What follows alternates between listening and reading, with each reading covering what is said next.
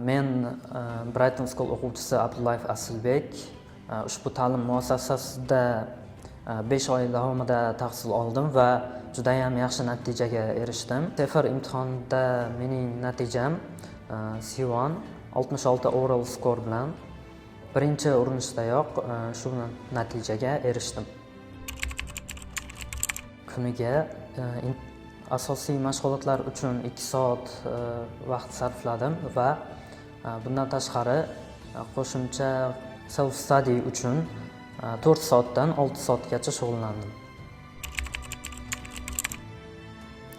Menga eng foydali bo'lgan resurslar bu asosan videolar va podkastlar. Chunki o'zim kitob o'qishga uncha qiziqmayman. Videolardan asosan men stand-uplar, har xil intervyularni kuzataman. Eng yoqtiradigan stand-uperim bu Fluffy. Buni shu ustozim maslahat bergan va ko'rganimda juda ham qiziq ekan. Xo'p, podkastlardan asosan 1 Minute English va BBC Newslardan foydalandim. Imtihonda eng qiyin bo'lgani bu writing bo'ldi. Hatto shu darajadaki yonimda o'tirgan boshqa o'sha imtihon topshirayotganlar ham esseni umuman yozisha olishmadi. Buni ko'rib men battar stressga tushib, juda ham ko'p vaqtim planningga ketib qoldi. Lekin baribir buni uddaladim.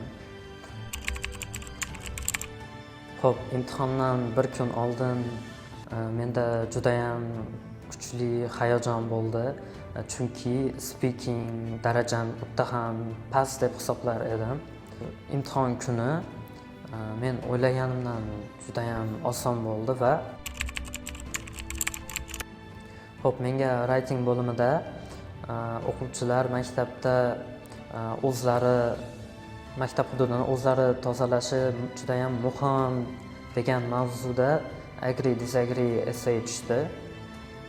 Men uchun bu juda ham qiyin tuyuldi, chunki bir tomondan olib qaraganda